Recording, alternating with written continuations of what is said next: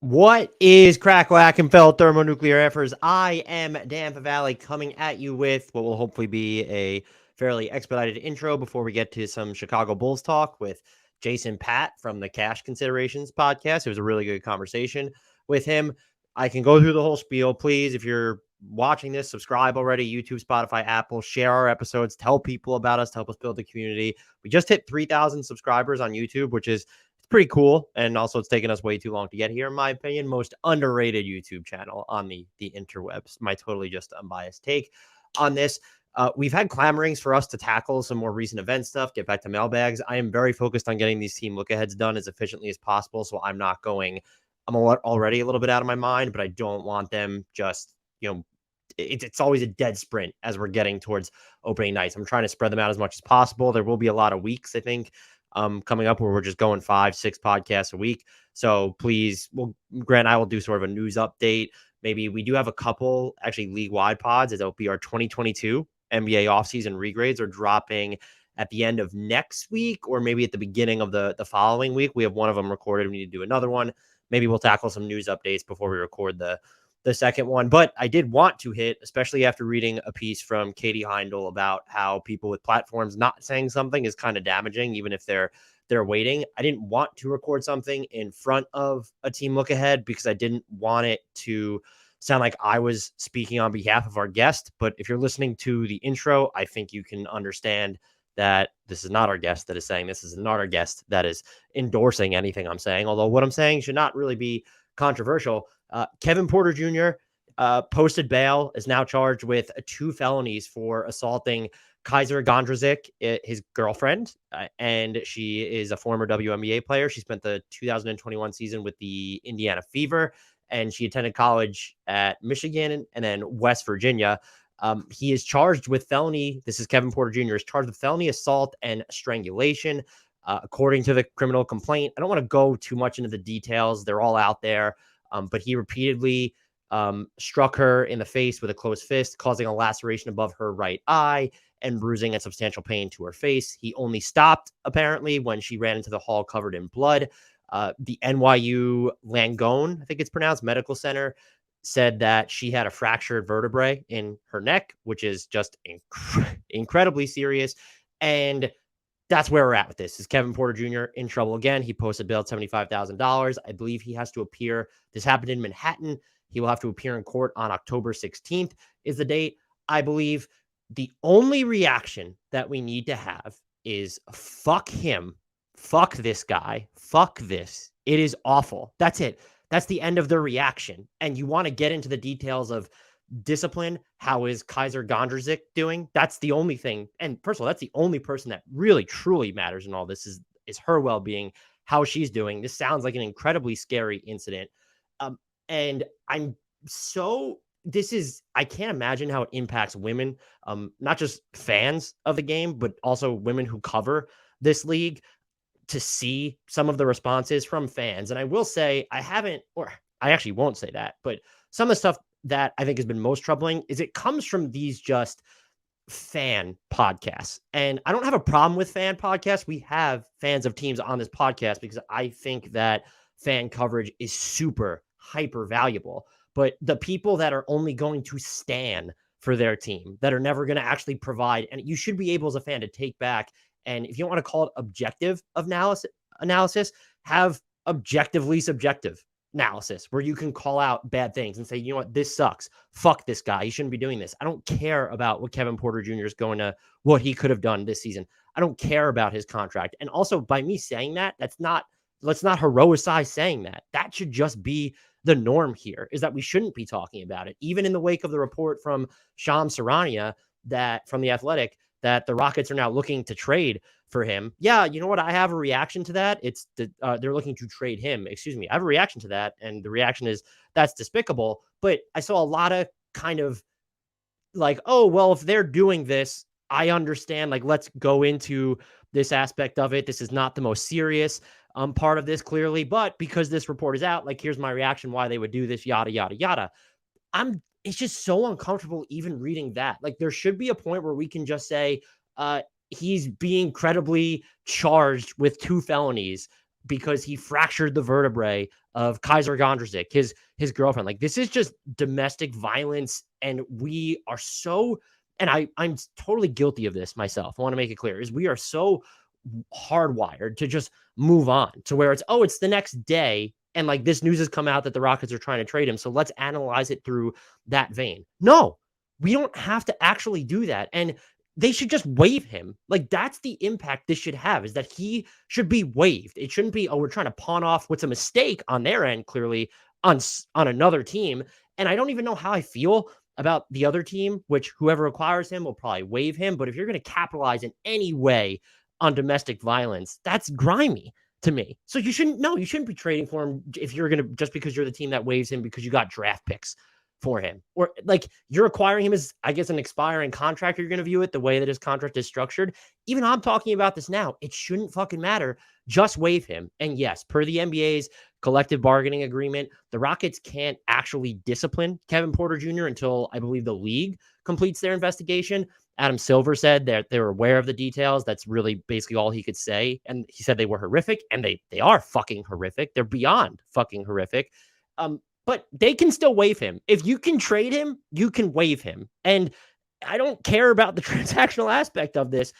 Or I should say, you know what? Maybe I am wired to care because I am going off about this. I hope we can just get to a point where the reaction can be, no, Dan doesn't, Mr. White male, cis male comes on here and says for 5 minutes, yeah, this Kevin Porter Jr. thing is horrific. And that's the only reaction we should have. And then he's going to go into a long ass monologue about why we shouldn't be reacting to this and this and this aspect of it. Like, the fact that I'm even doing this is pretty dumb on my end, but I did want to make sure that we commented on it. I hope Kysre Gondrezick is okay.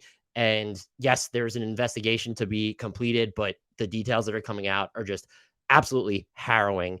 And so the only two things I care about is that, no, Kevin Porter Jr. should just be, if he can't be formally disciplined right now by the Rockets because of the CBA, like, he should be absolutely waived. Like, get him off this team, get him away from this team. He's already not expected to report to training camp. Waive him, get out in front of this, actually be proactive rather than reactive or deflective when you're looking at trying to compensate a team to acquire his salary. Like, let's, for once, I understand the NBA is a business and you can't hold a business to a higher standard relative to other businesses. It's just so tiring. And I feel, not for myself, clearly, I just feel for women who are fans of the game, who are covering the game, who have to watch this, who have to see the discourse, even if it's in corners of the internet where we really even shouldn't care about those corners of the internet.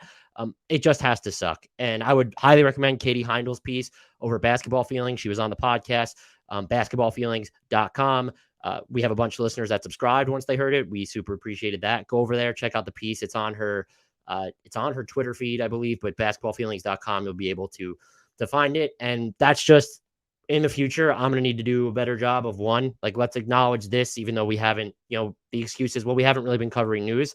If something like this happens, we need to jump on it. We talked about the Kai Jones video when we did the Hornets look ahead, that those Kai Jones stuff, like, we should be addressing these. And the extent of me addressing it should just be coming on to say, this is despicable. There's no natural, good, bright-eyed segue to just say, let's go talk about basketball with Jason Patt of the Cash Considerations podcast as we go deep and long on the 2023-2024 Chicago Bulls. I really hope you enjoy this episode. What is crack-a-lackin', fellow thermonuclear AFers? I am Dan Pavali, coming at you without my certified fantabulous co-host Grant Hughes, but I am super excited and grateful to once again be joined by Jason Patt, the managing editor for Clutch Points. He's also the co-host of the Cash Considerations podcast, the podcast about the Chicago Bulls. Follow him on Twitter at Bulls_J, Jay, that is spelled.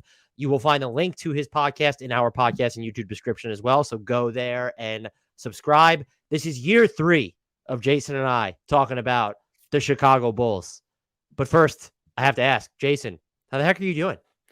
I am doing great. It's obviously kind of a dead time of the NBA season.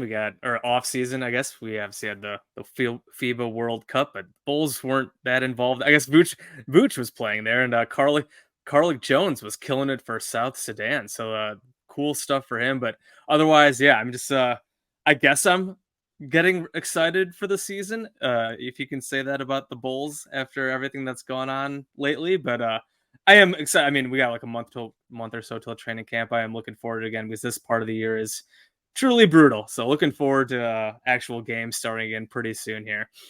So how does it work? Will they retire Daniel Tice's jersey number now that he's a FIBA world champ and used to play for Chicago? Or is Yeah, that Bulls legend Daniel Tice destroying Team USA. They really should. Tice he was solid for the Bulls in like the 20 games he played for them. Kudos to him for just destroying the embarrassing Team USA front line. Oh yeah, man, the Jaren Jackson Jr. commentary went off the rails. My God. Yes, it did. I will say, I've said this to our listeners, I can't bring myself to care about. I'm just so like, I guess overstimulated by the NBA coverage that I have to do that just like I can't bring myself to muster strong feelings about what happens during. Same. I made some jokes, made some fun of them for a little bit, but I mean, I wasn't watching like that. Noah Lyles was 100% popping champagne. That was absolutely happening. The Chicago Bulls, though, I think they had an interesting offseason in the sense that it wasn't an interesting offseason. And I think most of the discourse has kind of lampooned them for not blowing it up and starting over. So when you look at what happened this offseason, do you think that they actually missed an opportunity to lean in to a rebuild, or do they deserve to be commended for not doing anything that's actively bad for the franchise? So, like, it is such a weird spot with the Bulls because, especially with Alonzo stuff going on, and he's going to miss another season because, whatever, they first put this team together with Lonzo in place a couple summers ago, and, like, they were good for about 60 games or so, and, like, they were competitive, they were on top of the East, and then he got hurt, and the last quarter of the year fell apart, and then last year was just aggressively mediocre and pretty miserable to watch, and they just haven't done much. Like, they haven't changed the roster much, and this offseason, they make some small moves. Like all the moves they made this offseason were like pretty good and like defensible. Don't love the Vooch contract. 3 years, 60 fully guaranteed. Like Vooch is still pretty good. Like I'm not gonna like I don't want to scapegoat Vooch, but like 3 years, 60 is a bit much for a 33-year-old center who is still good, productive player. But like, is he that good? Is he when he's 35? Like, is that going to be a good deal given where the team is at right now? Skeptical, but whatever. It's not like it's a damaging, like horrific contract. It's probably fine. I don't love it, but whatever. But like, it is better than the 3 years and $80 million I thought it was initially reported for. Is what I thought they signed him to. So 3 years, 60 just looks like a steal if you frame it that way. 3 years, 80 would have been real rough. But yeah, so like that was fine. Like the Coby White extension, perfectly fine. Like Coby played pretty well towards the end of the year. So like that's good. The Ayo thing was maybe a bit much for him given he kind of regressed last season. But again, like 3 years, 21 million. Thought he might be back on the qualifying offer and then maybe it's free agency again. But 3 years, 21 million, probably a lot there. But again, is that going to be super damaging? Probably not. And then like the Javon Carter move was great. Torrey Craig, solid signing. Like those are two guys I think like a lot of Bulls fans were kind of like looking at given what they needed. They need more 3-point shooting. Torrey Craig gives him a little more size on the wing, some defense, and he's just coming off a career high 3-point shooting. So like those moves, like all defensible. In terms of like, did they miss the opportunity to blow it up? I mean, I think you can argue that they certainly did and that they could have if they really wanted to. But it does not seem like they have an appetite for a rebuild. You could argue they could have done it before the deadline. Like DeMar, you could have traded DeMar before the last deadline. Zach, and I know we'll talk more about this in a bit. Like Zach, there were trade rumors this offseason. It doesn't seem like anything got close. They're asking for a lot, rightfully, and it just doesn't seem like the market is there for him right now. And like the Vooch stuff, like I think you could have looked into maybe moving a couple of these guys. Maybe they'll like Vooch and DeMar, the older guys. Maybe try to go with like Zach and some younger players and see kind of where that goes. Maybe you do like a stealth tank because like Zach is really good. And again, we'll talk about Zach more later, but like he's never really like he can't really like lead a team to a lot of wins. So like if you just kind of go like that route, maybe it could have been entertainingly bad and maybe gotten a high draft pick. But they didn't, and it seems like clearly the goal of this franchise is to stay competitive enough, put butts in the seats, maybe make the playoffs, and then maybe get lucky with the superstar like asking out and wanting to come here, although that like never works. Maybe you're able to trade for a guy, but they don't have many trade assets. I don't know which site was it the other day that had said the Bulls had the worst trade assets in the NBA. They might have been Hoop site, but I can't remember. But Oh wow. I know like there's been like some stuff out there. There was like that with the trade assets. Someone did a ranking of like all like the GMs, and like AK was like third worst out of like any experienced GMs. So like it's not a great spot to be right now. I think you can argue that you could commend them for not just like going the. I think it's easy to decide, all right, we're going to blow it up. We're just going to trade everybody and then build over. And then obviously the hard part is actually building it back up, not just going the straight tank route and trying to put a decent product on the court. Of course, the problem is last season they were just extremely mid, can't even make the play-in despite the alleged talent on their roster, which was just really disappointing. And now Plus the defense from DeMar DeRozan too. Let's not forget about her. Yes, of course. Yes. The reason they won the first play-in game was because of DeMar DeRozan. They were getting smoked until that her and Zach LaVine kind of turned the tide there. But yeah, so like they're just in a weird spot where they have some pretty good players, but just like it has not come together. And the Lonzo thing just totally ruined it. They've sunk so much draft capital into putting this core together. They're still out like the Spurs pick that they got DeMar for. And just their asset base is not that great. Like young player wise, like they have some decent young players, but no like real blue chippers at this point. Whatever you think of Patrick Williams, like he's a nice young player, but again, he's not really like a blue chip guy right now, even though he was the number 4 pick. I mean, he's going into year 4 now, so like a lot to prove there. So like they're just kind of in this weird spot, and like they're figuring, let's try to be competitive. Maybe that'll be enough. Maybe they'll be better this year. And maybe they can use that as a stepping point to go forward, and maybe they get a super. Maybe Giannis is talking about maybe leaving the Bucks. Not really. He's obviously not. He's just kind of putting pressure on them to be good. But maybe they think they're going to snag Giannis in the next couple of years, and he's just going to come down the highway a couple hours to Chicago. But obviously, should not be counting on any of that. So we'll see. It's kind of a weird spot to be in. I do think the team should be okay. I think they should be better than they were last year. But you never know with the Chicago Bulls. I've tried to get out of the business of criticizing teams for what they don't do necessarily just because it diverges from what I would do. Yeah. In this case, however, I feel like they've leaned too much on like sort of the look at what we were with Lonzo. Yeah. When Lonzo's just like, you can't factor him in anymore. It's sad. It sucks, but you can't factor him in. And it does feel like the two things that stand out to me is it does feel like they missed an opportunity just because no one else like really tried to tear it down. Yeah. And when you look at the trade market right now where nothing's happening with Dame or James Harden or Siakam, like if you had DeRozan or LaVine on there, those are real like gets that teams would give you things for. And so and Vooch was already a free agent. You could have moved on from him. You had some other free agents. Right. It felt like a natural pivot point. However, if they didn't want to do that, that's fine. They didn't make a single bad contract. The Vooch deal might be a little rich. The salary cap is going up. Worst case scenario, that deal's fine this year. You have some nice matching fodder over the next couple of years in trades. What really gets me is like they're going to duck the tax again. I think Spotrac has them like 300,000 into it. Yes. And if we set the over under on like, are they going to use the disabled player exception that they got for Lonzo Ball? And it's just, no, they could. Like, I think there'll be teams that'd be willing to send someone into that, but they won't. Yeah, I mean, they have that. They obviously have the hard cap, so like, but they still have that. They still have like half their mid level. They still have their biannual. Of course, again, they can't use all that because they do have the hard cap for using part of their mid level on Javon Carter. But still, they have like 9 to 10 million of wiggle room if they were actually willing to go into the tax and like use it for whatever. Yeah, a trade for that DP. Again, they still have that part of that mid level.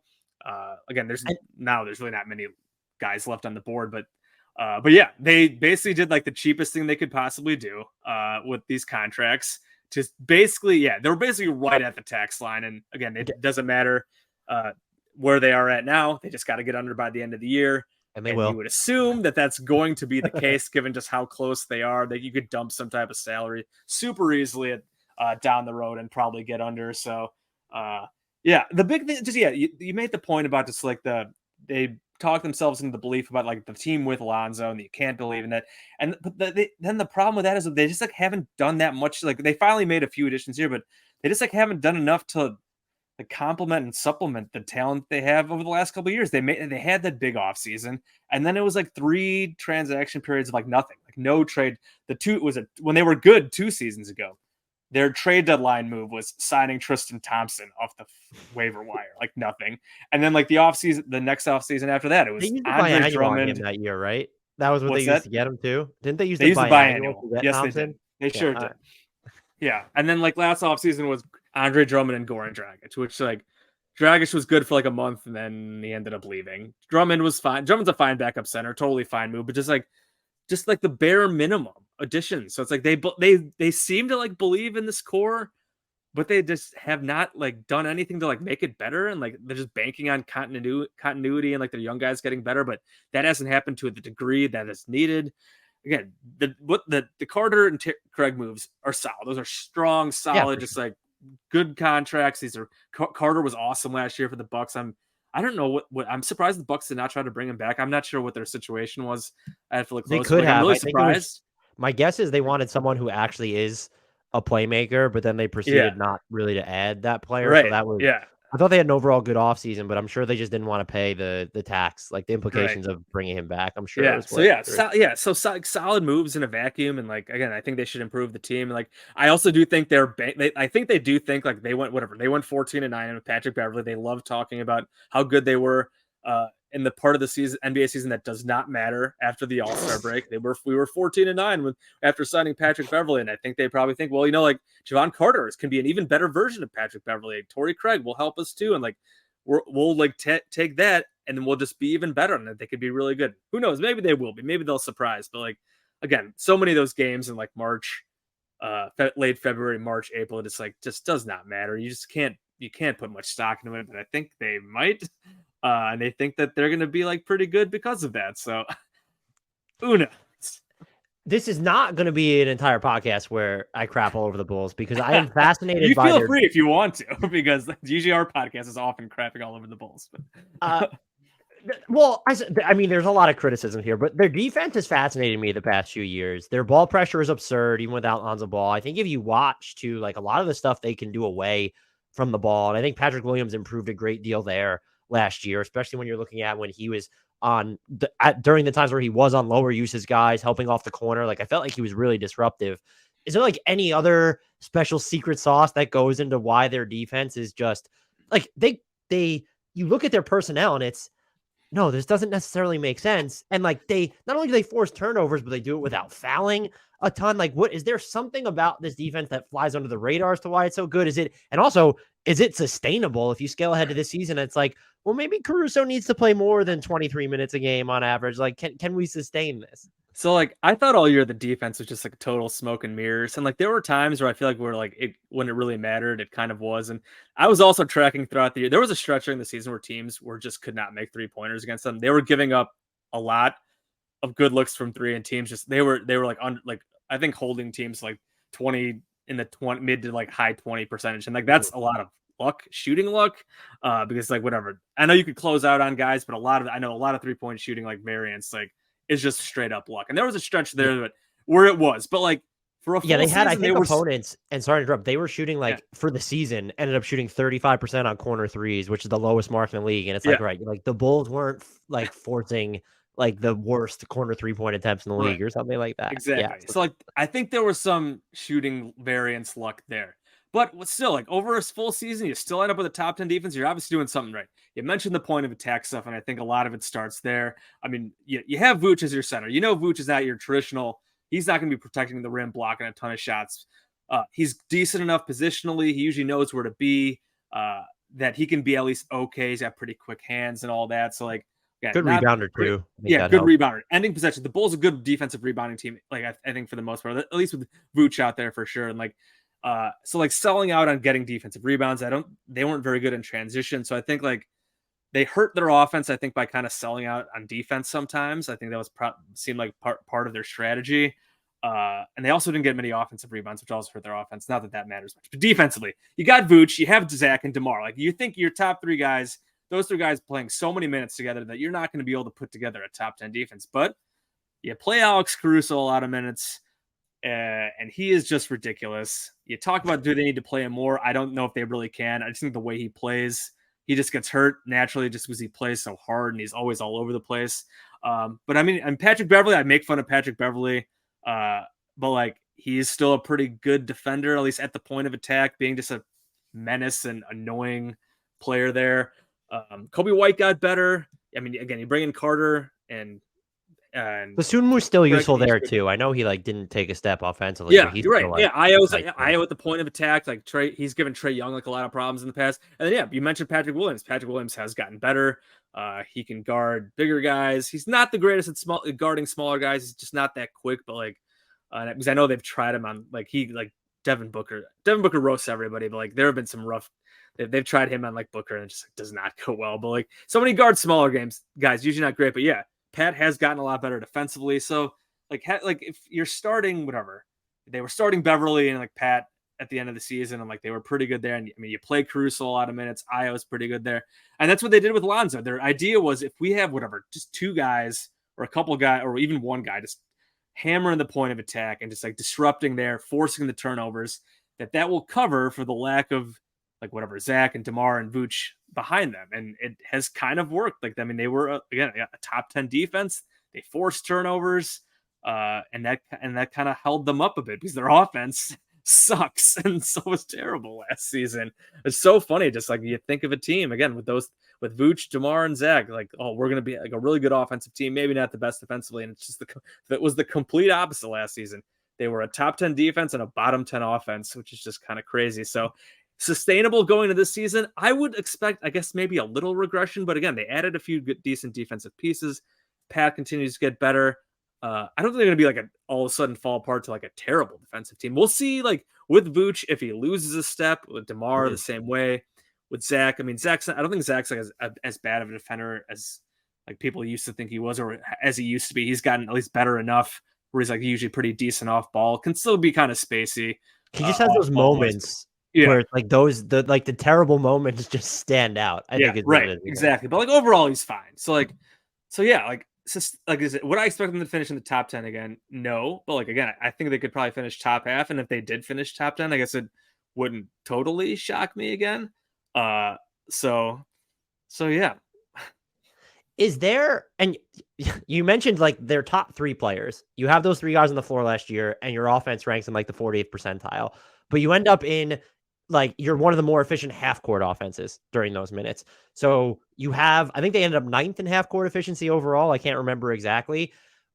Is there low-hanging fruit to get them to actually be a better offensive team than they were last season with the personnel that they have? Is it the things that stand out to me? And so like a best way it might be frame it this way to you is, can they up their 3-point volume reasonably, or can they do like pretend like they're going to push the ball? Like they force a lot of turnovers, and they're one of the slowest teams at getting into their offense after forcing turnovers. It's the same thing for defensive rebounds. I know that this isn't a team that's going to live in transition, just like you have Vooch and you have DeMar DeRozan, but like you have a bunch of other guys that could, and could you at least maybe just, I know deliberate, methodical sets are just DeMar DeRozan's calling card, and that's how he's going to really carve you up. But your offensive success has also been, it feels like to me, predicated on like what might be unsustainably like really ridiculous shot making and decision making from DeMar DeRozan to this point, who's now 34. And so can you reasonably, with this personnel, change enough with how you play on offense that you're demonstratively better, or is there not a lot of hope there for that?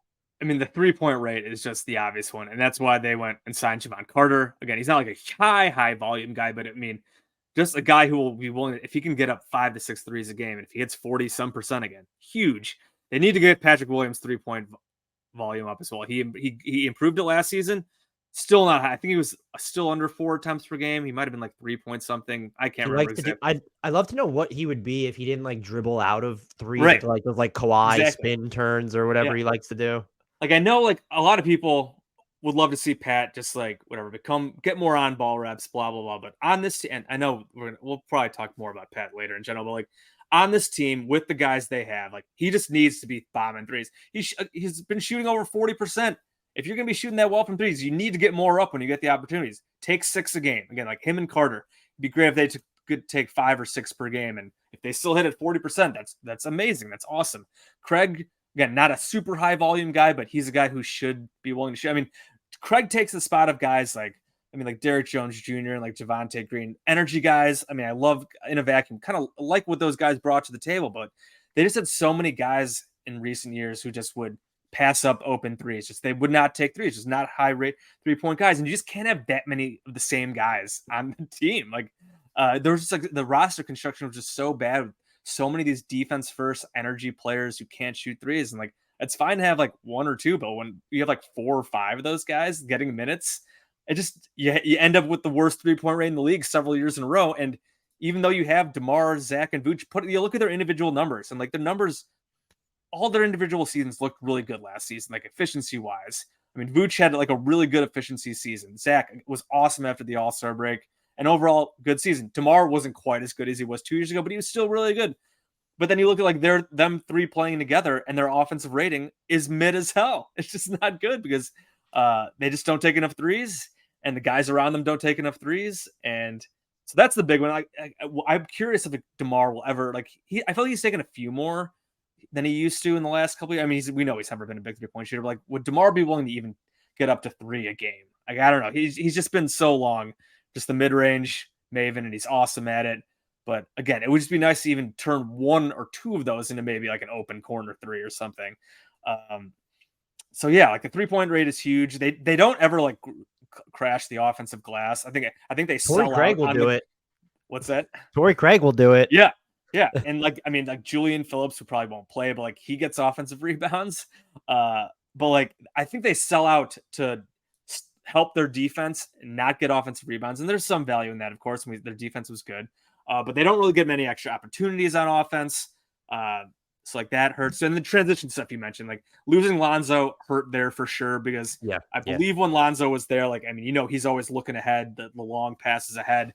And you have guys like, you have some athletes. I mean, Zach LaVine should be a guy who thrives in transition. So like losing Lonzo and just like the guy who is looking to push the ball.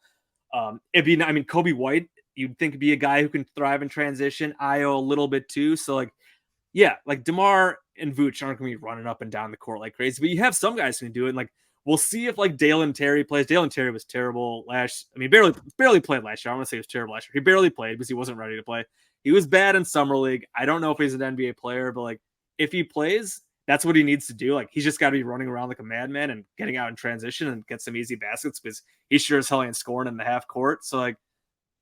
So yeah, that's the kind of thing where the low-hanging fruit's a good way to put it. Can you get some easy baskets transition? Up that 3-point rate. I'm not expecting them to come out and be like bombing 43s a game, but they can't consistently just be under 30 and being the lowest 3-point rate team in the NBA. It's the same thing will happen again, where these guys have solid seasons, but it all comes together into an offense that just isn't any good. Would you bet very quickly against or for a DeMar DeRozan extension getting done? So Mark Eversley mentioned that we'd love DeMar here long term, and that they love what he's done. I would lean towards 4. I think they might try to line him up with Vooch, so like 2 or 3 years, because I think they just believe in like keeping this team competitive. Like I just don't think they want to really blow it up. Would it surprise me if they don't give him one and kind of to see how it plays out? No, but like he's just been so good, and I think like they think that the team is in a spot where they can be decent enough where they could be competitive for a few years, and then you maybe go from there. The number I would have no idea. Like, would it be something similar to what was he got like 381 on like the last one? Like, would they give him something like that again? He probably wants more. I mean, he's had 2 great seasons. Like, he probably thinks he should be getting a bigger one, like 300. So like, I wouldn't really want to give him that. I personally would not do it. So like, do I think the Bulls will look into it and possibly do it? I would lean towards yes. I don't know what I would do if it was the same number that he got, I might consider it like 3 and 81, 3 and 82, just because it might give you more outs if you decide that, like with Vooch under contract, LaVine under contract, if you want to make moves next summer, he doesn't just leave in free agency. You have him under a contract, but with his age, that number could get dicey really quickly. Yeah. Right. Yeah. And that's why, with his max, I think extension is like 140 or 50 or something crazy like that. And like, you just can't give him that. Yeah. He has earned an extension very clearly. He's earned another really solid deal. It's like, I don't really want the Bulls to be the team that gives it to him. Again, if the money is right, I can be like, whatever, like DeMar, like I said, DeMar has earned it. He's been so good the last couple years, better than I could ever have imagined. But just like lining up this cord and like paying these guys into there when DeMar's going to be 37 or 38 and Vuce's going to be 35, and they just haven't won anything. And it's like, ugh. Like you said, there it could be some value there in terms of whatever, having the contracts that are to trade for something, but then you do worry, like, what if it actually goes bad? Like if you give DeMar like an extension this year, but then like things go bad this year, then you're stuck with Vooch again for 3 years. If you have DeMar like on the books for 3 years, and you're just like, are we just going to keep doing this? So like, will they be able to trade him at depending on what the number is? I don't know. So I think it is a dicey situation. I don't think I would do it in general, and like unless the number just like really makes sense. So yeah. I have so many questions that basically just boil down to where are you at with Patrick Williams. So I'm trying to see if we can boil them down to like 4 rapid fire-ish sub questions. All right. The first one is, what impressed you the most about his development last season? Probably, I mean, he has become much better defensively. And then probably I am impressed that the 3-point shot has kind of held up. He's still kind of in a situation where I don't really trust him shooting threes because he just does not seem confident shooting them. But like, he shot 40-some%. So like, I did not think that was going to hold up on higher volume, and it did. So it's probably that and the fact that he's a legit like pretty solid 3-and-D player. Again, like the problem is the other stuff and actually becoming like a big time high impact player. But in terms of the defense, yeah, it's gotten a lot better. It's been impressive. The 3-point shooting has stayed strong with higher volume. It's just like then taking that next step after that. What are you watching most closely for? And I'm assuming it's offensive related as he goes into year 4. Yeah, I mean, again, the big thing is just what the aggressiveness, consistent aggressiveness, and like it's almost cliche at this point. And it is, I do get how it's tough. And like you're a young player, you're playing with DeMar, Zach, and Vooch, and you just like feel like you need to take the back seat. But at some point, like whatever, you're in year 4 now, man. Like you need to start whatever, grab the bull by the horns and like just consistently have that more aggressive mindset as an offensive player. And who knows we'll see what type of, if they give him more opportunities on the ball. I know so many fans have clamored, run more pick and rolls for him, blah, blah, blah, blah. I mean, even if they don't do that, there are times where he can just be more aggressive. The 3-point shooting, don't pass up 3-point shots. If the guys are attacking you on closeouts, drive hard to the basket and get more aggressive there. Be more aggressive attacking the offensive glass. I mentioned the Bulls just like they're not great at getting extra opportunities. There are like random times where he just goes crazy on the offensive glass and like throws on a putback dunk. Would love to see more of that. You can get some dirty points that way. Like he's a pretty big dude, 6'7", 6'8", strong. Like you should be able to do some of that dirty work inside, more cutting, stuff like that. So like, it's not necessarily just like, here, we need to give Patrick Williams the ball and like people get out of the way or like run more pick and rolls. Like, that's just not gonna happen. But like, there are ways where he can be more aggressive offensively, choosing the spots, not being passive when it comes to turning down shots and getting better. Besides that, though, he also needs to get better at rebounding in general. Like I mentioned, he can occasionally be just like a sick offensive rebounder with putbacks, but you look at his overall rebounding numbers and they stink.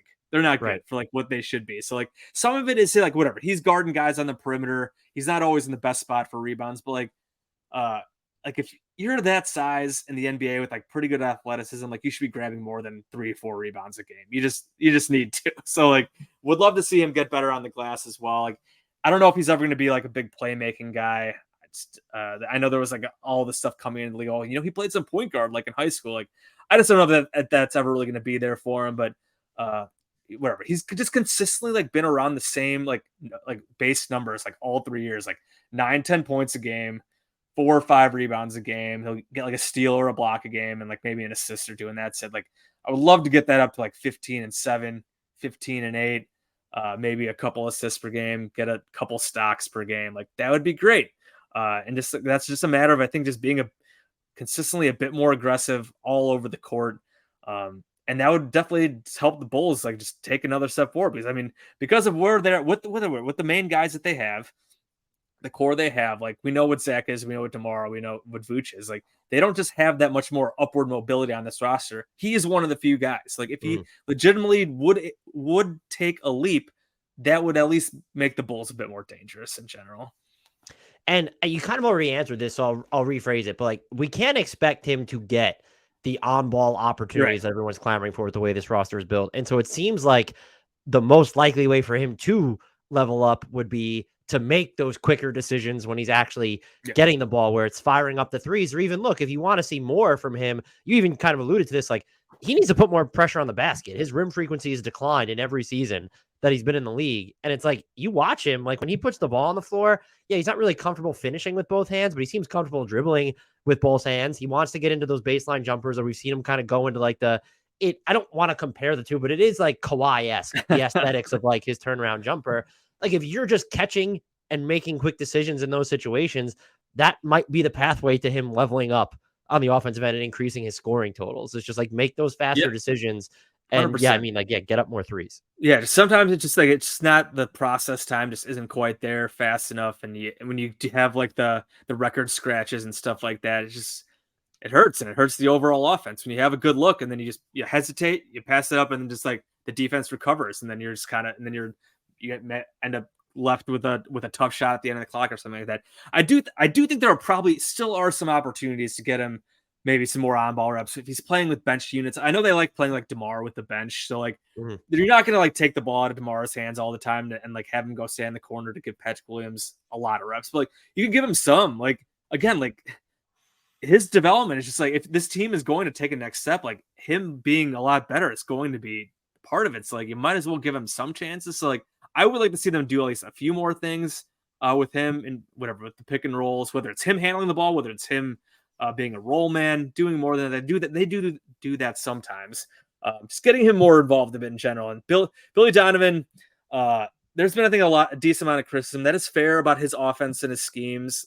And I mean, going back to the Oklahoma City Thunder days, where he's kind of lets the stars do their thing, and we've kind of seen that with the Bulls at times, where like it ends up being DeMar and Zach, and that's kind of that can turn in a lot of NBA teams in general. The stars, especially at the end of games, they're gonna get the ball, they're gonna ISO, and like Zach and DeMar are really good ISO players. You mentioned like half court offense, and like you look at like ISO like efficiency, like those guys are both really good, but like for an overall offense to succeed, they have to diversify a bit more to get more 3-pointers up, as we kind of talked about earlier. So like it'd be nice to add a bit more wrinkles, a little more diversity in their offense, and Patrick Williams would definitely ideally play a big part of that.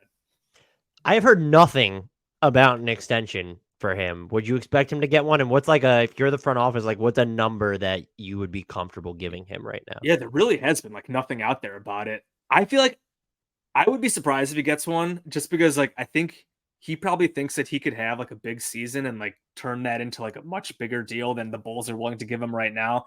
I remember Keith Smith when he did like an article at Spotrac or whatever, and I think it was like predicting like the rookie year extensions. He had 5 years, 100 million, because now with those 50 years, it doesn't have to be a max. It's not that designated rookie extension anymore. And like, and me on the podcast, Cash Considerations, me and my co-host Ricky O'Donnell, we talked about that number. And like, I think I'd be fine with that.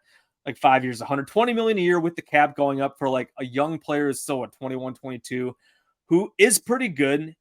Like that's fine. Like 20 million a year for a guy who can play 3 and D for you for the next like 13, throughout his prime. 14% of the cap. Yeah, that's like I'd be totally fine with something like that. I feel like I don't know if the Bulls are actually offering something like that again. There's been like no reporting about an extension talks there. Like, and I just don't know if he'd be willing to take it. Maybe he would, just to get that guaranteed money for 5 years. But I feel like he probably thinks like, and his agent's probably like, dude, if you come out and have like a really good season, help this team turn it around, you're going to get maybe 140, 150. Like if he has like a legit breakout season. So I feel like that it just seems like it's a hard, I just don't know if they're going to like find a match there between what they're looking for right now. So I'd be kind of surprised if he got one. He would be a player. I know we didn't see it this year in restricted free agency, but like he would be a player that I would think that teams would tie up their cap space for, even if he's basically the same player this season, to be like, well, there's untapped mystery box potential here. Yep. Yeah, he's still just so young. I mean, when he came into when the Bulls drafted him, I think he was like the first or like maybe the second youngest guy in the draft. Again, I think he's 21, 22. So he's still you'd be getting him for the next whatever into his not even into his prime yet. Basically, is up until his prime years on this next contract. So like, yeah, and if like they could look at the Bulls and be like, this team was a mess. He just didn't get enough opportunity. We can untap that potential. Or we could tap into that untapped potential and maybe find that player who becomes like an all-star guy. So I could absolutely see teams talking themselves into that just because of the kind of the situation he's been in. Who has a bigger role next year, in your opinion, Ayo Dosunmu or Coby White? I would guess Coby, which is kind of funny because like at the end of not this past 2 seasons ago, when Ayo was a rookie and he was kind of like making waves as a rookie, and it looked like Ayo was just kind of going to pass Coby by as like the one of the main guards off the bench. Um, but now like Coby got a lot better last season, towards the end of last season. You look at his numbers, like they don't look anything special, and like he's still pretty streaky as a shooter, but like he just like tightened a lot of things up as a player overall, just like made him better just as a role player. I don't think he's ever going to be anything that special, but like as a bench guard, I just had a really solid end of the season. Io again regressed. His shooting regressed. Talk about record scratches. Io record scratches way too much, and it's painful to watch sometimes.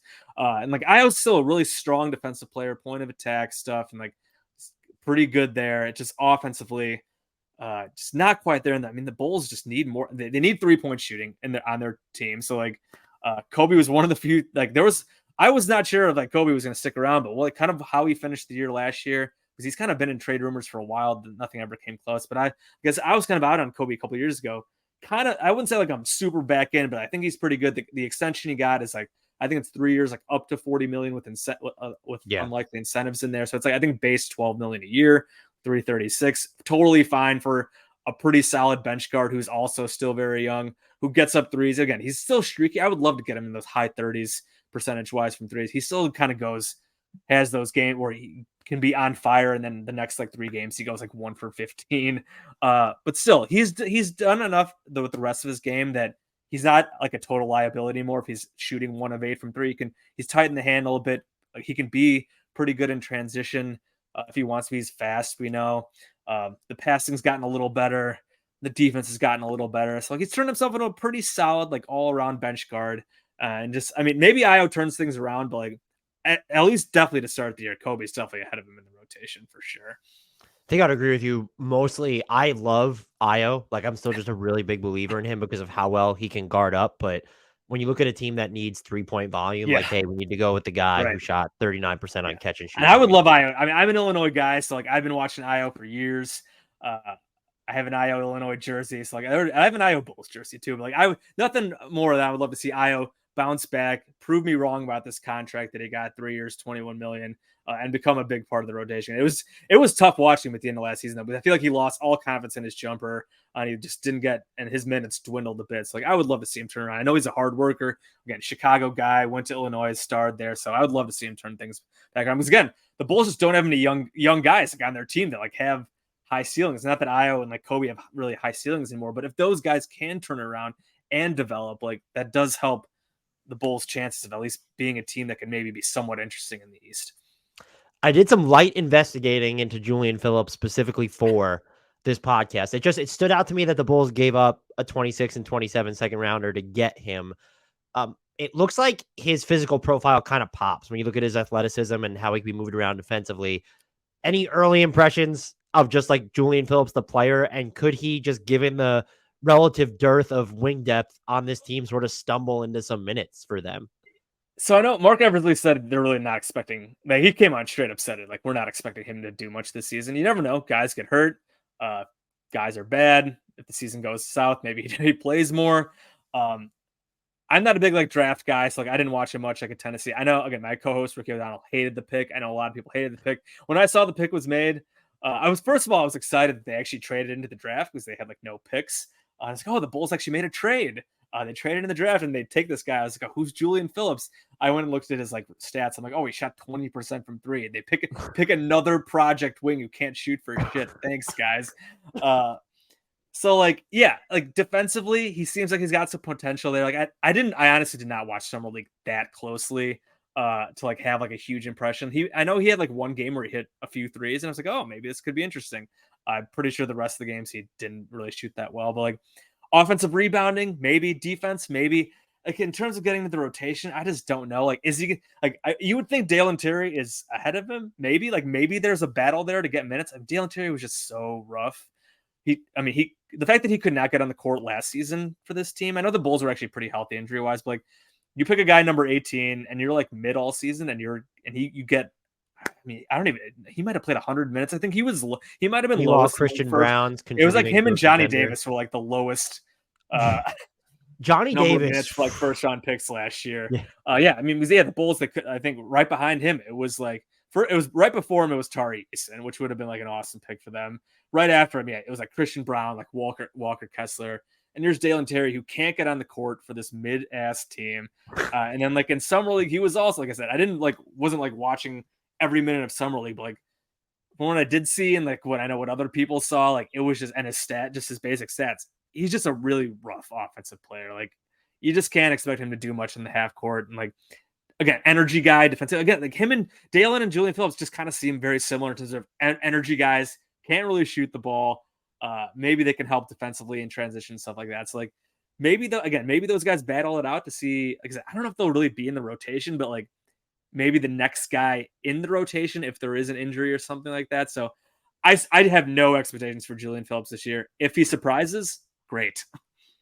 Is it a concern that this team really doesn't have, like, even I consider Torrey Craig and Patrick Williams, like, maybe not wings, but like combo forwards, and Patrick Williams is probably a wing, but like, is just the lack of wings an actual concern for this team? Or are we getting too bogged down by position and size? And it's, hey, look at all these. Yeah, they're smaller, but Dosunmu and Alex Caruso and Javon Carter, they're going to like probably like among the best screen navigators in the game right now. Like the defense is going to be fine anyway. It's just, they don't have a lot of wings. So. I do wish they had like at least one more solid wing on the team. Like you look at like their end of the roster is just like kind of like their top 10 is like, I think fine. Top 10, 11, maybe fine. But then you get to like Dalen Phillips, and like they signed Terry Taylor, who's a forward, but like not really a wing, I guess. Like I don't even know what you would call Terry Taylor. I couldn't tell you that much about Terry Taylor, but like whatever. And then like Carlik Jones at the end of the roster.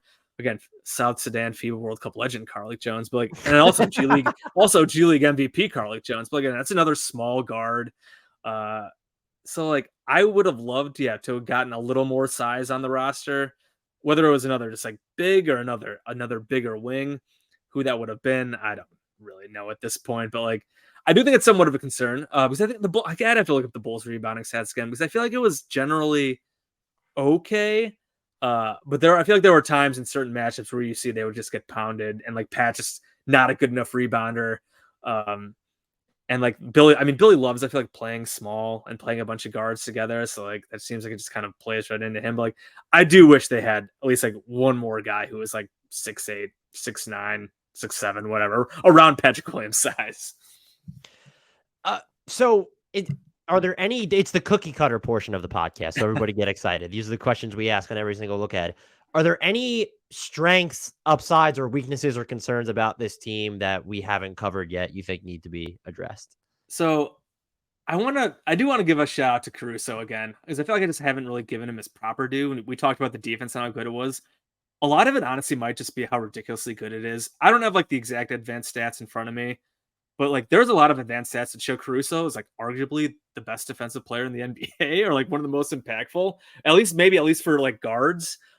He's just ridiculously good. Again, he can't play huge minutes because he just gets hurt. It's the way he plays. But like I think Caruso almost single-handedly like helps the Bulls defense be ridiculously good, and he is just insanely good at just so much defensively. Whether it's the ball pressure, getting around screens, guarding guys that are bigger than him. So I just wanted to give Alex Caruso just his proper due as because he made first team all defense this year, right? This past season, I think so. Yeah, he right. So, like, made at least he did get his due, but like I don't think people realize just how good he actually is defensively, and I think it's just a big part of how good the Bulls defense was last season. The last couple seasons, just being better than expected. I think a lot of it was just Alex Caruso being absolutely awesome and a terror, and he's just really fun to watch play defense. I made a joke yesterday about how LeBron's recruiting all these guys, all these stars to play for Team USA, but you need guys who can play a role. 12th man, have Alex Caruso be on Team USA all the stars aren't going to want to play defense, and they're going to have all these 35, 40-year-olds on this team. Bring in AC to just go fucking hog wild defensively to the Olympics and go win a gold medal. Obviously, that's not going to happen, but AC is awesome. So I think I just wanted to make sure to give him his due, and that's really just play up how that strength of his defensively and how that's helped the Bulls. Otherwise, strength wise, we know we talked about their defense, offensively, it will be. I am kind of curious to see. I think how they use Vooch was a big talking point on like the Bulls broadcast, and just like I think with some fans, it's like the Bulls don't use Vooch enough. They traded so much to get him. He was a 25-10 guy when they trade for him, and now he's like a 17-10 guy consistently, but he often disappears in games, especially late because it becomes the Zach and DeMar show.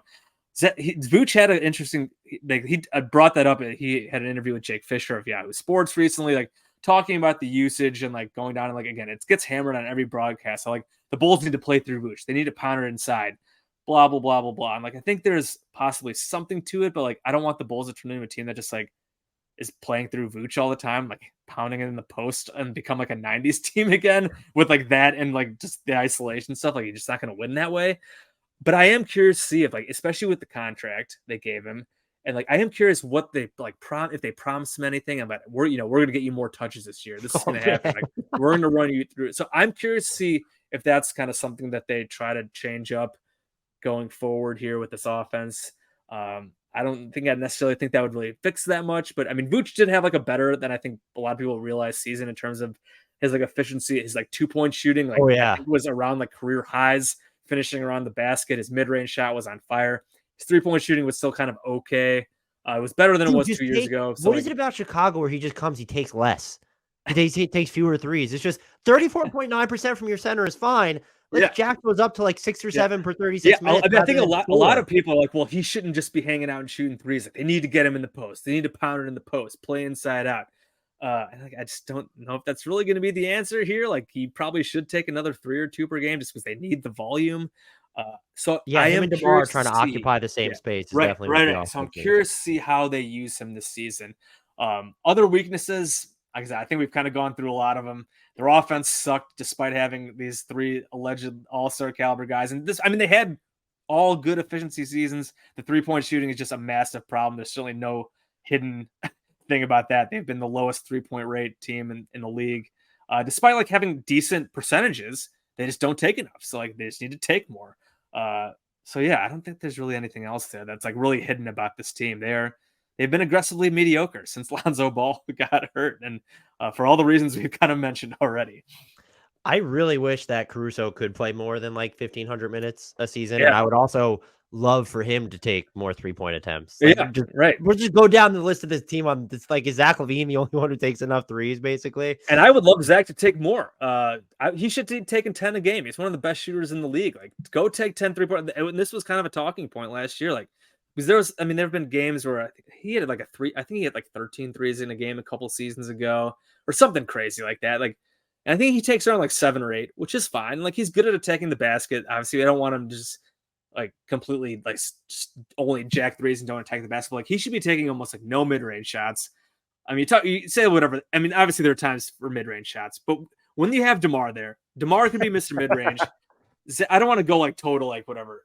Well, you have Vooch and DeMar. It makes sense to be like, hey, let's Zach LaVine, these shot attempts entirely. Yeah, his skill set, he shouldn't be taking mid-range shots, except for, I mean, I get at the end of games, it's going to happen sometimes. And there's value in that when the game slows down at the end of games in the playoffs, the mid-range shot can become a lot more valuable against those set defenses. But for the most part, for this offense to get better, like Zach, take 10 plus threes a game and then attack the basket otherwise and get to the free throw line. We don't need you taking tough mid-range shots outside of very few situations. And I feel like I'd have to look at his like shot distribution again, but I feel like he got a little better about that, but I know sometimes he still sometimes has that Coby brain where I need to go get my mid-range J and he takes them. So, but yeah, I mean, so when you mentioned the Caruso threes, like he's not that great, but he could still certainly, and it just kind of goes back to the point I made earlier about how the Bulls have so many of these guys, the defensive energy guys who just don't shoot enough threes. So like, and Caruso plays into that as well. I love Alex Caruso as he's one of the best defensive players in the league, but he's not that good offensively.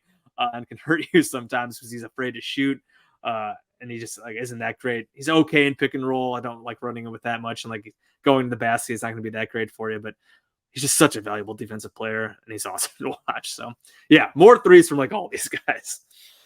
If we have to narrow it down to a 10-man rotation, it feels like there are 9 locks, and you could correct me if I'm wrong, but I have Caruso, LaVine, DeRozan, Williams, Vooch, Javon Carter, Coby White, Torrey Craig, and Andre Drummond as my 9 locks right now.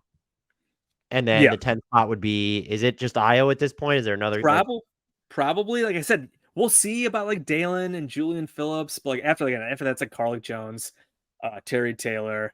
Am I missing somebody? There's someone who else is on this stupid team.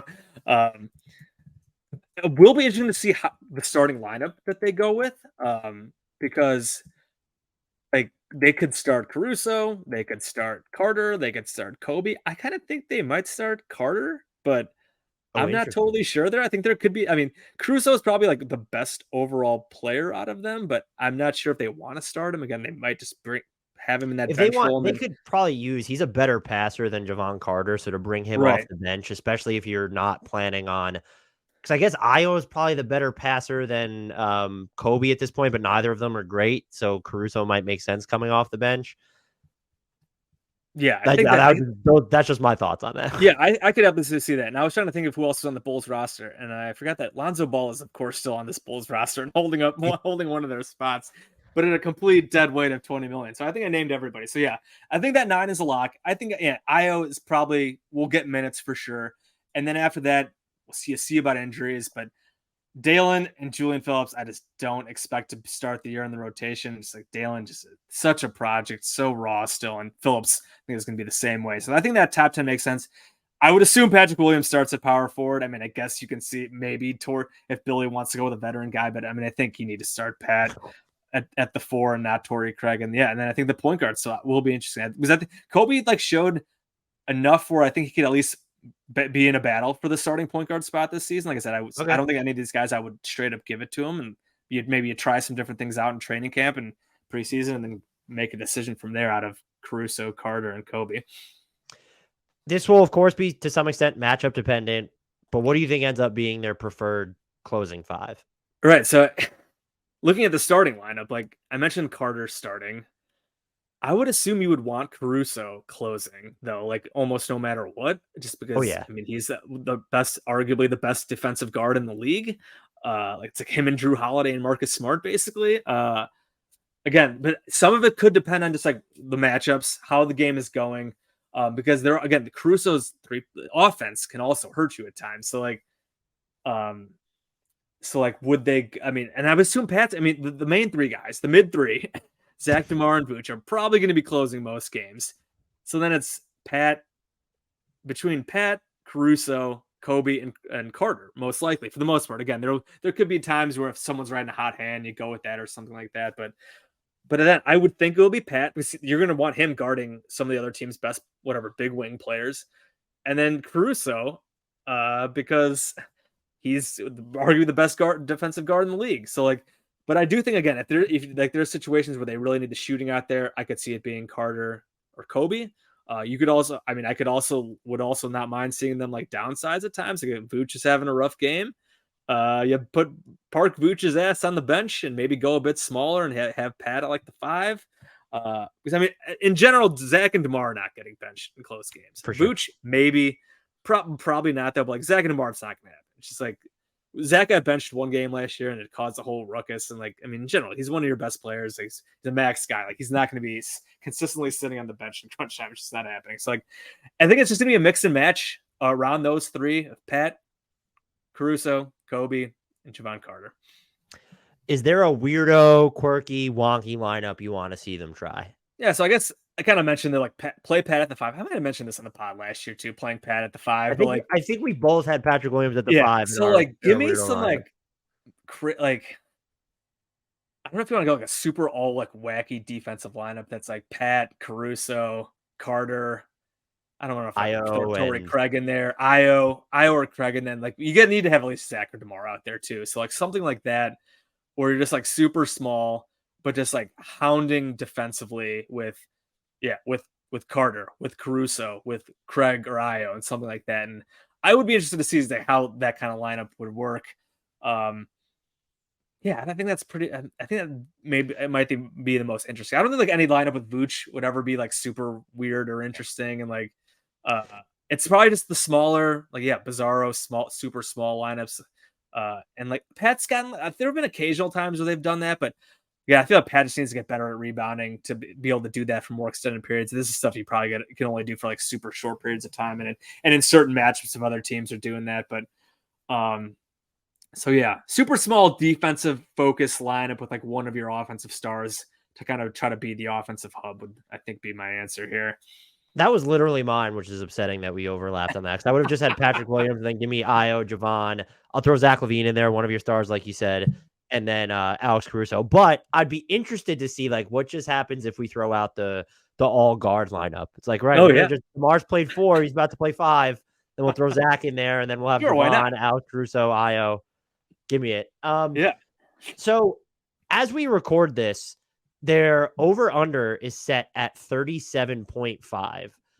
Would you hit the over the under on that? And where do you kind of see them stacking up in the East? And I guess the easiest way to do that would be like, how many teams are you prepared right now to say are better than the Bulls? Because I think that exercise, Milwaukee, Boston, Cleveland, I don't know how much deeper I'm willing to go after that. Like Miami doesn't have Dame. What the fuck's going on in Philly? I'm not saying the Bulls will be better than yeah, these teams, but if I had to like stake my life on it, these teams will be better than the Bulls. I don't know if I'd go more than 3 or 4 teams deep, which again is more of a statement on how wide open I feel like the East is right. right now. Yeah. So for the over under, I've already put $150 on them hitting the over. So that Okay. answers You, that you simply. literally put your money where your mouth is. Yes, I did that several weeks ago. 37.5 just is so. If they go under that number this year, that's absolutely embarrassing. Like the only way that, like, unless like whatever, if they get, there could be injuries, and then if they do blow it up, but like if they try to win and stay relatively healthy this year and they don't get over 37.5, that's absolutely embarrassing. That's an absolute joke, and that's like the worst case scenario if they go like 36-46, like while trying to win, because then you're just in another like mid lottery pick spot, and then like what the hell are we even doing here? I'm fairly confident. I mean, they won 40 games last year with a lot of bad clutch luck and some weird luck at the end Yeah. of games with like bad refereeing.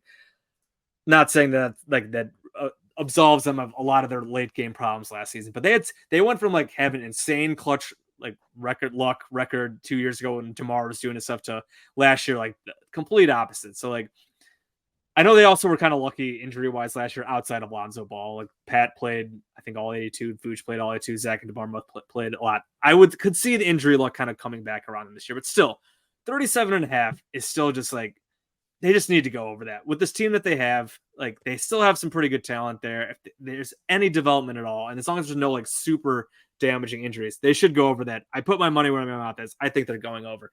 How much over do I think they'll go, and like how do I think they stack up in the East? Me and Ricky went through. We have every year we go through like game by game when the schedule is released. We just go win or loss going through each game in the schedule. I think I was at 42 this year when I went through. I think I got over 40 or 40. I might have been 41 or 42. So it was like, again, that was at least that's over around 500. So I would say they could get in like the low 40s, low to mid 40s would be like, I think a reasonable scenario for them to get. Best case scenario, maybe mid 40s to high 40s. If like everything goes right. Like, do I think they could win 50 if everything goes right?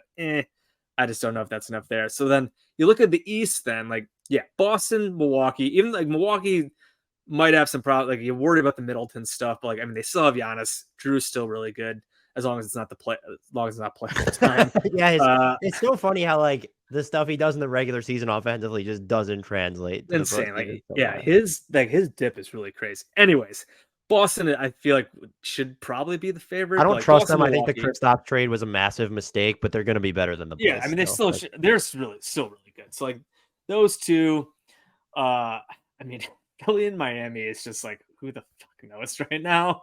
I would still probably. I mean, Embiid is still awesome. So like, I would still probably bet on even whatever happens with Harden, even if he dons his fat suit and comes in out of shape and doesn't try and like make a terrible trade. I would still expect Philly to be better.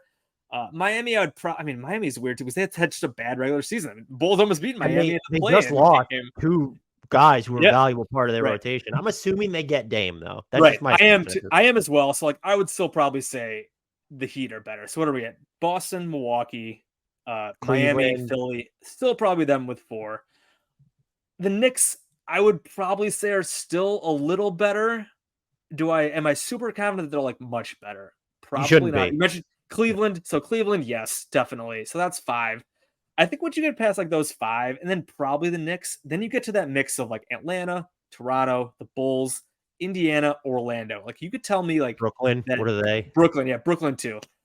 I think you could tell me those teams could finish in like any order there from like whatever 7 to 12 or 13, and like Yeah. I wouldn't be that surprised. I guess I'd be surprised if the Bulls finish in whatever 12th or 13, but unless like it's a situation where they all finish with like 38, 39 wins, and like they're all like right around there. Because I know like ESPN did their like summer projections a couple weeks ago. The Bulls were like 11th with like 37 or 38 wins. And because like all these, and like the 7th seed was like Atlanta at like 41 or 42. Like I think those teams are probably gonna be super jumbled up. Could I see the Bulls emerging like out of the top of that group? Yes. Could I see them being towards the bottom? Also, yes. Because like Indiana should be really interesting. I could see them taking a jump forward. Orlando also interesting with all their young guys. Toronto, I could see them taking a step back, especially if they trade Pascal. They are like don't really fucked. believe in them after losing Fred either. Yeah, so Toronto's fucked. It's over. I mean, and then like Atlanta's such a weird team with Trey, and they got Murray back, and you finally traded John Collins. So all those teams I feel like are going to be super jumbled, and Brooklyn too is also just like, I mean, Mike Cowell's pretty dope, Cam Johnson's pretty good, but like I feel like I thought they were going to be better than they were after those like obviously you trade Katie and Kyrie, you're going to be a lot worse. But like I feel like they were just not nearly as good as I thought they might be. Like their whole wing thing just like didn't. And Michael was awesome, but like they still just weren't good, and like they were not good in that playoff series. Like I don't really believe in them that much, but I think they'll be fine. They'll be all right. I think this is not helped by the fact that like 2 games after the All-Star, or like I think coming out of the All-Star break, the Bulls beat them by like 50, and I was just like, what the hell is wrong with you guys? You are embarrassingly bad. But yeah, so like probably 5 teams for sure. The Knicks I would still probably lean as a yes. So like, but like could I see like the Bulls swapping up and getting maybe 6 instead of the Knicks? I don't think it's out of the question, at least. No. Is there anything else I didn't ask you, or anyone else you feel like we need to discuss before I let you go? I don't think so. I mean, maybe like the Zach LaVine stuff, I guess, is kind of just his situation is just because he was kind of like, it's interesting that we like really haven't heard DeMar trade rumors, but we heard like the Zach stuff. Like they're looking at the market for Zach LaVine, but they're holding it whatever really high, asking for, as they should. Because I do think Zach is kind of underrated at this point. I get why he is, just because you play in the league this long and you've won 1 playoff game and 1 play-in game in your career.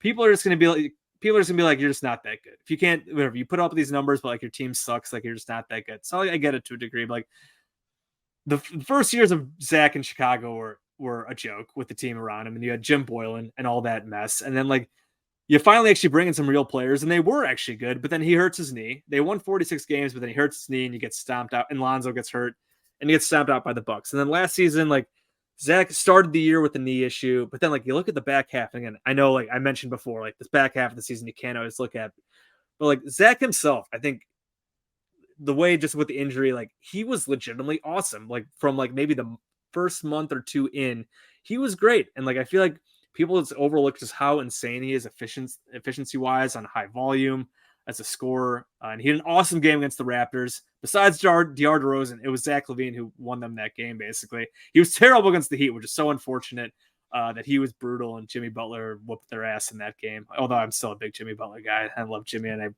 they should never have traded him, but that's a whole nother topic. So like I do think Zach's underrated at this point, and I'm curious just it does not seem like teams around the league believe in him at all, because it just seems like there was no team like out there like willing to trade much for him. I don't think that's ever really been reported, like if they got the offers they got, because I know like the Knicks have whatever. There's been the Knicks stuff out there, and like the Bulls are asking for, I can't remember what they were asking for, like a couple of draft picks, maybe a good young player. Because like I mean, you look at Zach and you look at some of his like peers. The Booker is obviously leveled up. Like Booker's better than him at this point, no doubt. Like Murray, what he did on this last championship run, like leveling up, you win a championship, like you're gonna be above him. But then like I mean, like Mitchell obviously has had some big playoff games, but like is like Zach and Mitchell like that different? I don't know about that. Like Mitchell's probably maybe a little better. I know he had a 70-point game against the Bulls or whatever that was, and that was super embarrassing to watch. That whole meltdown. That was 70, right? Did he score 73 that game? Yeah, wasn't it that? Let me see. Donovan Mitchell drops what? He dropped, it was 71. 71, yeah. And that was against the Bulls, so like brutal. But like, yeah, some of these other guys, like like Bradley Beal as well. Like I know Bradley Beal just got traded for absolutely nothing, but kind of a more unique situation there. So like Right. like the Zach like trade market, like I feel like teams should be willing to trade stuff for Zach, like whatever with like the Heat. Like I mentioned, like if they like, I do think they're gonna get Dame, but like Zach would be awesome on the Heat. Like they should absolutely be willing to trade like close to whatever they're trading for Dame. Like they should have to trade everything for Dame if like it was in a just world. But like they should have to, if they Zach would be a great other option for them. Like Zach would be a great option for like the Sixers if they want to try to replace Harden. Like Zach should be wanted by a lot of teams, but it just doesn't seem like there's that much interest in him, or at least just not that much interest to give up a lot for him. And like the contract, he's whatever 5 years, 215 million. The That's way fine. the cap is going up, that's not that bad. And I know it's not bad. Yeah, people. It doesn't even. You didn't even say that bad. It's not bad. It's yeah, just, right. That's like, a contract. He's a great scorer. He's whatever an all-star caliber player. And with the cap going up, and we're seeing Jaylen Brown. I mean, even that comparison, like Zach versus Jaylen Brown. Like Jaylen Brown's now making has a 5-year, $300 million contract. Zach's 5,215, and like Zach is probably right there as a player, like a similar tier at least. Maybe Jaylen's a little better. Just obviously the team success helps there with him. So like. So I think Zach is underrated at this point, and like I feel like you see like some player rankings out there, and just like, and Zach's just like not that high, and I'm just like, I mean, I get it to a degree just because the Bulls have not won. He's not a top dog. He still makes too many mistakes, like in crunch time. Like I don't always really trust him with the ball in his hands. Like they brought in DeMar to be more the adult in the room in crunch time, because Zach sometimes goes bozo mode in crunch time, but again. Not being a number one like alpha guy, like it happens. Whatever. Not everyone's like that guy. He's not DeMar. In those situations, he's not as good as Jimmy Butler, but he's still a really damn good player. And like the contract is fine now with the way the cap is going up. So like, I am just curious, like if things do go bad this year for the Bulls and they do look to blow things up, like, and they put Zach on the block again, I'm curious to see like what teams will offer for him, because I feel like good teams.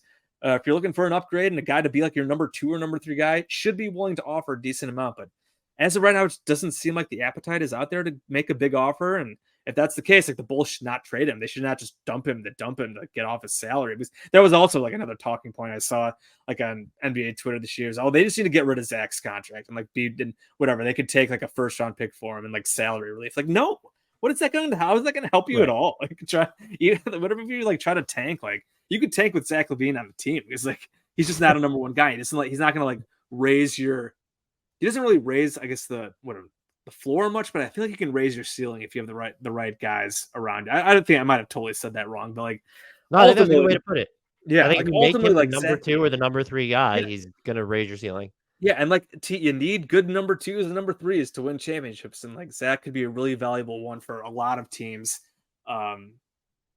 But again, like, I do wonder if the trade market is if it's kind of coming back now, because we had such ridiculous trades with KD and with Rudy Gobert, and like the Mitchell was a lot, the DeJounte Murray, like that's another one I always look at. Like, was who the Hawks gave up 3 firsts to get him or something like that. They gave up a lot from it, and Drew Holiday back in the day was a lot too. But like, I do wonder if teams are now like not as willing to maybe make those kinds of trade offers for not a top flight guy. Like at KD, you get it.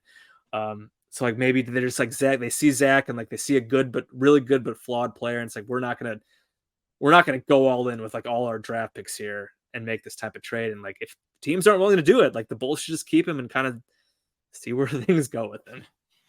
Jason, this was great as per usual. You're able to just tell our listeners where they can find you and all the great work that you do. Yeah, as I mentioned before, Twitter, or the place formerly known as Twitter, whatever you want to call it. I don't like calling it X. Screw that. You could follow me at Bulls_J. Mention my podcast, Cash Considerations, a Chicago Bulls podcast. That's with my co-host Ricky O'Donnell. We usually have episodes at least once a week. When the season starts up, we try to do it a little bit more, but at least once a week, weekly. We'll probably have a new pod coming up here later this week as well, in addition to this. And then you mentioned I'm the managing editor at Clutch Points. Don't do much writing myself there, but we cover everything over there. There'll be tons of NBA coverage. If you don't know Clutch Points, we have crazy images, but we also do a lot of editorial content, a lot of great social content at Clutch Points, but we also do a lot of editorial content as well. So go check that out too. And I think that's basically it. thank you so much for having me again. It's always a pleasure. I always loved coming on to talk Bulls. Oh, for sure. Thank you so much for coming back on. And as you know by now, I will be pestering you again in the future. Love it.